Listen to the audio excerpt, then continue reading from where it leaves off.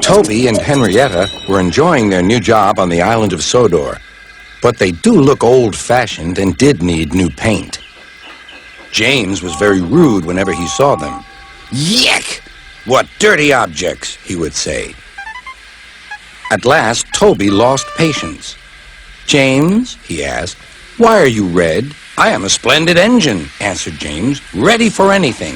You never see my paint dirty." "Oh," said Toby innocently, "that's why you once needed bootlaces, to be ready, I suppose." James went redder than ever and snorted off. It was such an insult to be reminded of the time a bootlace had been used to mend a hole in his coaches.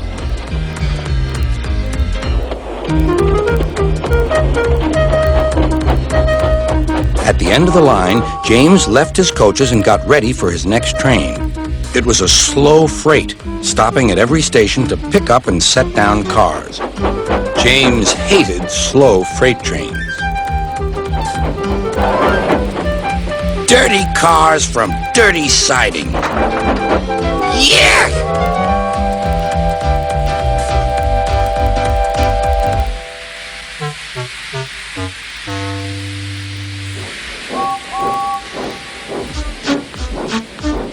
Starting with only a few, he picked up more and more cars at each station till he had a long train.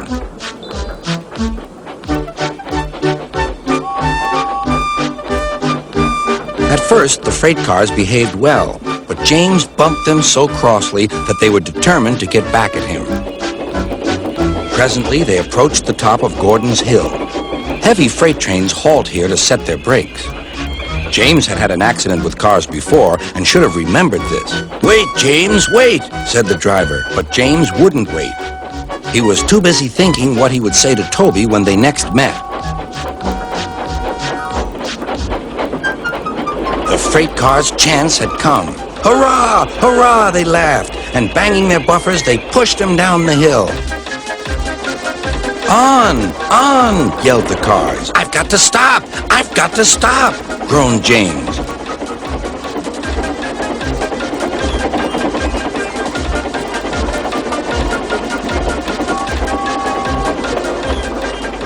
Disaster lay ahead.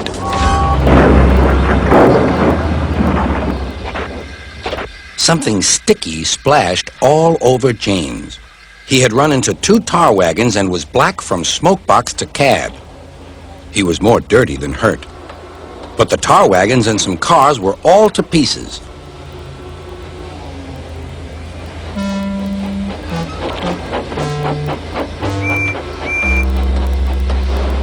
Toby and Percy were sent to help and came as quickly as they could.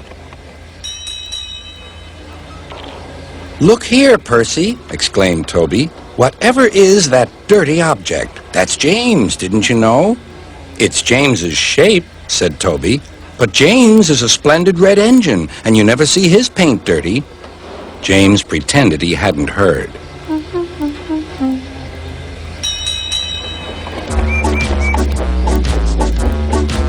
Toby and Percy cleared away the unhurt cars and helped James home.